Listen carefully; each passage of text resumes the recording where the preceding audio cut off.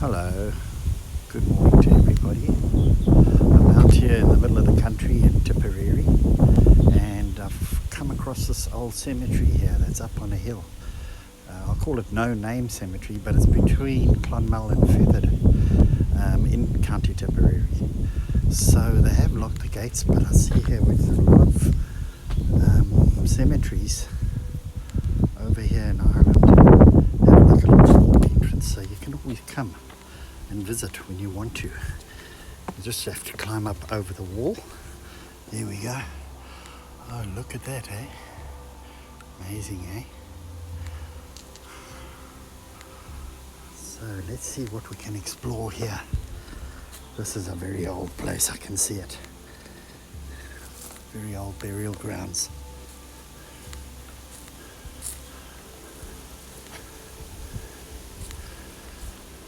There we are. Let's have a look see here.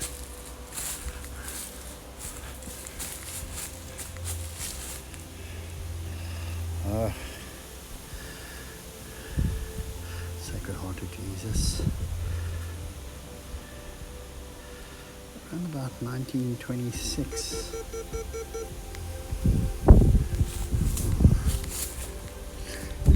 Let's march up the hill here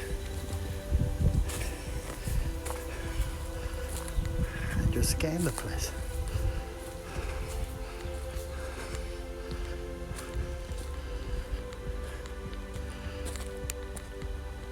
Very old.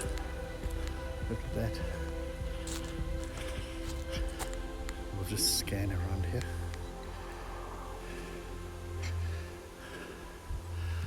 Very old tombstones. This is an old cemetery, I can tell you. I think there's a church up higher.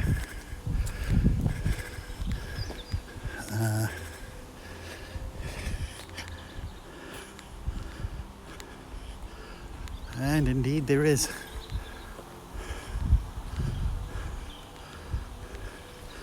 But as I say, there's no signs on it. I have to do some research on it. But I was just passing by and I just thought I'd pop in and have a look-see.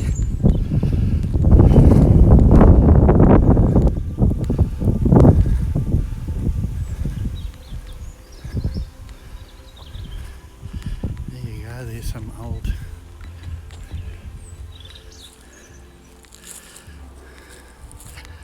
It's got their William Croom of Anstort, who died 1891 in his 70th year, and below that 1879, and below that Catherine Croom 1809. So this is going back a long time. You can see these private little enclosures that some people and families, family plots that are set up here outside the church. Let's have a look at this church. It's a ruins. There you go, there's the bell tower. Maybe there's something inscribed on the rock or this.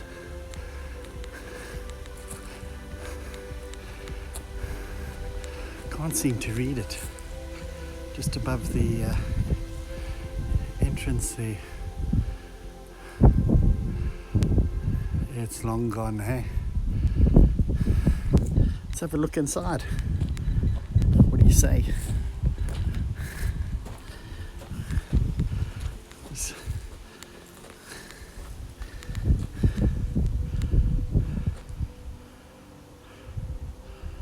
Yeah. Zoom out a bit here, just to show you the entrance.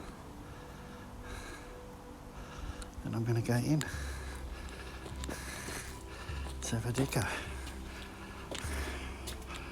Wow, look at that. Look at the view from here. Isn't that marvelous?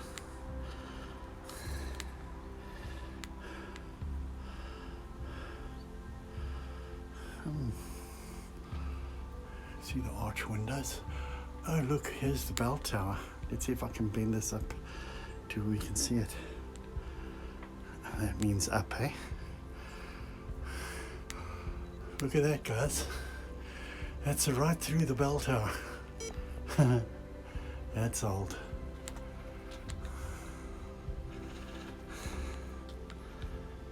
Just looking around. I think there's some kind of vestry or something over here. Maybe this is where the choir used to get ready. Now we're just going into where the main congregation used to be. Wow, look at that, hey, it's completely grown over. Wow, this is quite something. Look at the old windows. This is indeed a find.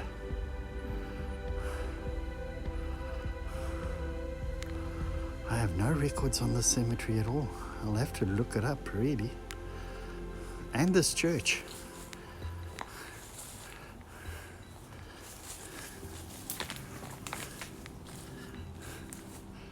Look at that. That's where the altar used to be, and that obviously had stained glass windows in its day. And you can see along the sides here, there's a lovely arch window as well. With a small church, very small. Right, we'll take a walk out now and have a look at some of the graves, if I can. Get to read them on the other side. It's not a big graveyard, but it's on top of a hill.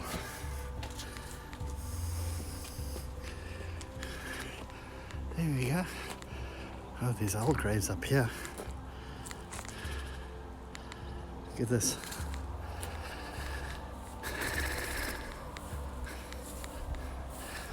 This is obviously somebody very important, or people of importance, VIPs as we say. Let's have a look what this one says over here.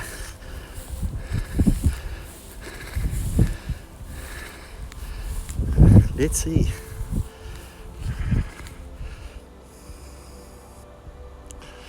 Here we've got the urn and the veil over the top, which means passing on through death to life and leaving your veil behind and your remains, kind of indication. Alright, let's read this now, guys. Sacred to the memory of the late General John Millet Hamilton, CE, who departed this life at his residence in Orchardstown on the 27th of January 1855 in the 79th year of his age. He was colonel of the 55th Regiment of Foot and late lieutenant colonel of the 44 East Essex, which regiment he was appointed ensign in at the age of 15. He served all through the Peninsula Campaign and gallantly commanded his regiment at the memorable Waterloo. Wow, that's something to know. Served under the Duke of York. Sorry, I'm getting this. He served under the Duke of York in 1794. Under Sir Ralph Abercrombie, assisted at the capture of St. Lucia in 1796. He was made a companion of the Bath and obtained all his honours and medals from Waterloo and Egypt. His respected memory will be long and deeply mourned by his widow and children, to whom he was formerly attached. He was an indulgent landlord, kind and generous to the poor. This monument has been erected by his wife as a last tribute of her affectionate love. Wow, there you go, eh? So he obviously owned the property around here, that's for sure. Anyway, let's mosey on in here and see what we can find, okay?